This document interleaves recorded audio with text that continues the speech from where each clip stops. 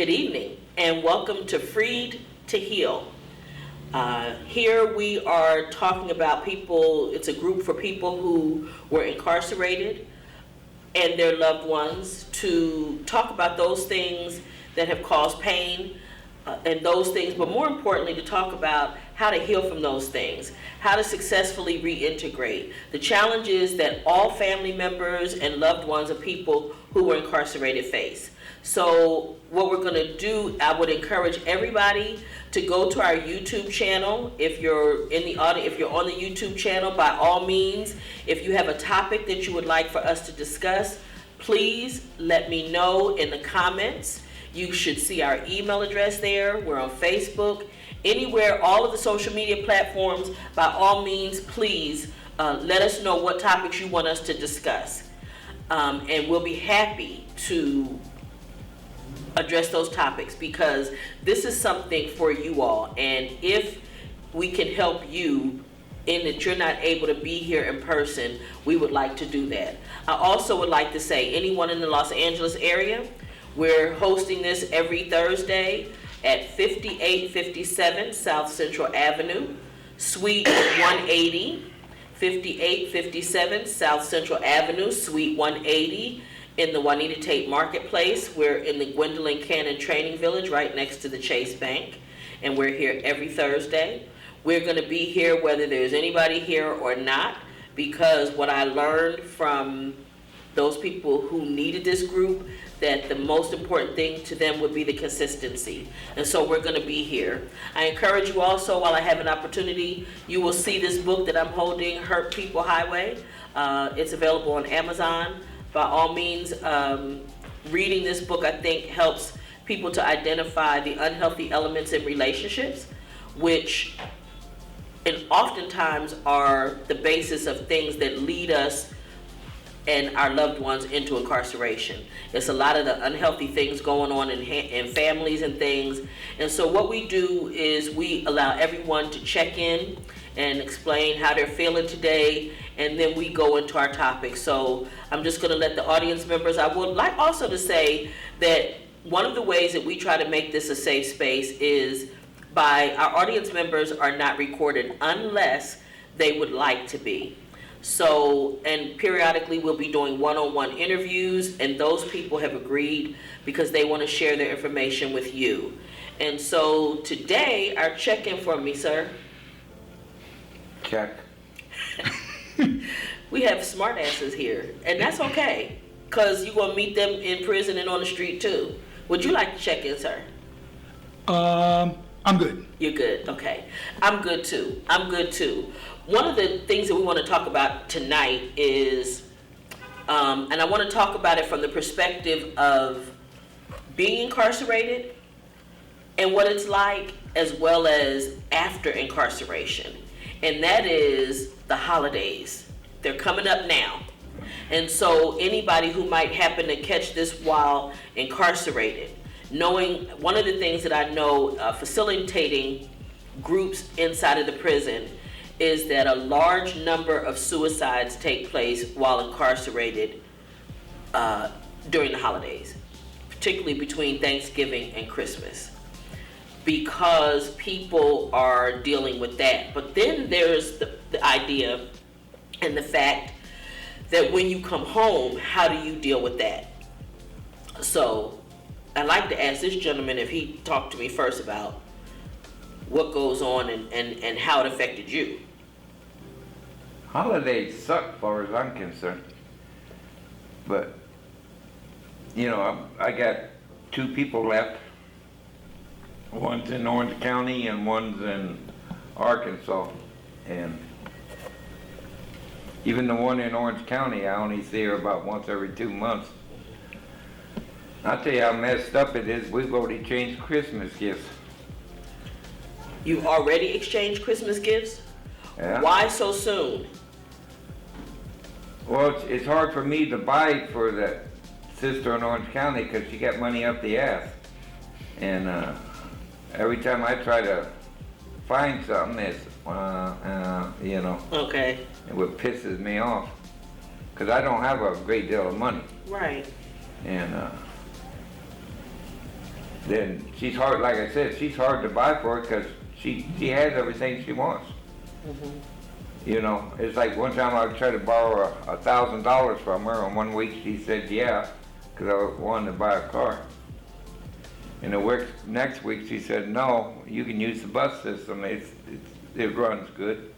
And I said, she pissed me off, and I told her, I said, you think so? She says, yeah. I said, well, why don't you sell both of your damn cars and get you a bus pass? Right, So, if the bus is so great, huh? yeah, so she calls my sister in Arkansas and says, is he just trying to piss me off? Damn right I was trying to piss you off. So let me ask you this. Now, will you spend Thanksgiving or Christmas with either one of them? No. Why? Because Janet, you got to make an appointment. One, you got to make an appointment. And I'm a garage brother. Because she That's has right. guns inside. So. Right. And Joycey, I just came back, 3 or 4 months ago. And yeah, I'm lucky if I can get down there every couple of years. So now because of that, so now when you the last run that you did was about 38 years, right? The last stint was 36. 36. So now in that time, I'm sure your parents passed, other family members, and now you only have your two sisters left. So the question is, when that happens, do you have another support system, that another group of people that you would spend the holidays with, or do you wind up spending them alone? I spend them alone because most of the time I want to be that way. I was never a big group person inside. Okay. And I'm not a good group person outside. Now everybody I see, I'll say hello, you know, because I like to see people's faces when, you know, you're standing in line or something and you got that person staring at you, and you turn around and say, hello, how you doing? And then their whole demeanor changes. It just changes. Yeah, it's like, who the hell are you? To, hey, okay. Exactly. You know? But I don't like big groups. I didn't like them inside. I don't like them out here. And it's because I'm watching them all the time. Okay. Now let me ask you this: Is that as a result of having spent so much time in prison? Is that you're always got your head on a swivel, as it were? I'm 72, and I guarantee you, I've spent over 55 years in prison. You know, easy, incarcerated, and just over time, you learn to don't give anybody space to get close enough. Yeah, because if you do, it always bites you in the ass, you know? Right. So, because one of the things that we understand is, while incarcerated, nobody does anything for anybody just because. So there's normally... Well, you know, you usually find 1 or 2 good friends. Okay. Somebody you can call friend. Okay. Not acquaintance, but friend. Okay. Like Frank. I told you Frank comes up every Thursday. We used to play dominoes damn near every night of the week. I trust him with my life. Right. You know, I wouldn't even hesitate. But the average person? Now let me ask you this. Why do you not spend holidays with Frank? Have you ever thought about that? He's the same way. Okay. Yeah, he's not a big holiday person. Okay. You know, I think that's why we click so much, because we're so much alike. Because people used to go up to him on the yard, because I was a miserable bastard. I ain't gonna tell no lie. And they always ask him, because Frank's pretty easy going, till you piss him off. But they wanted to know why he was friends with me, you know, because I'm not trying to be something, I'm not. Right. But I was dangerous in there, you know. Out of necessity, I'm sure. I wanted to be dangerous. Yes, well, I'm sure it prevented some of the riffraff, the small, right, it prevented a lot of the small stuff. Yeah. Exactly.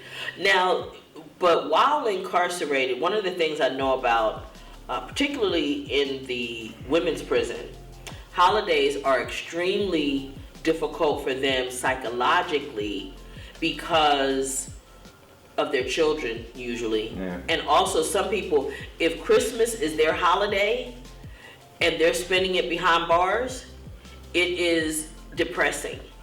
I think Christmas is the only one that used to bug me when my mom was alive, you know, because I miss my mom. But now that she's gone, my dad's gone, one of the sisters I always hated is gone, so I'm kind of happy about that one.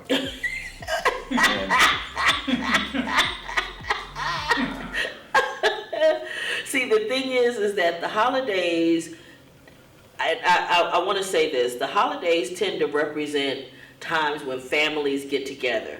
And that's what would make it really difficult for people inside, is because I'm used to being with family at this time. That's what it represented to most people. And the fact that they couldn't be with their family meant something. Yeah, but you know what, inside they talk about, you know, different little groups that they're like family. And I always thought, like, hell you are. You know, you group up because you're scared, and everything's... See, that's why I like Frank. When I first met Frank, he had, even before I met him, I mean, I knew him, but he went to the store one day, and when he came out of the line, he had a couple bags, and these two guys come up to him and told him, oh, hey, homie, you know,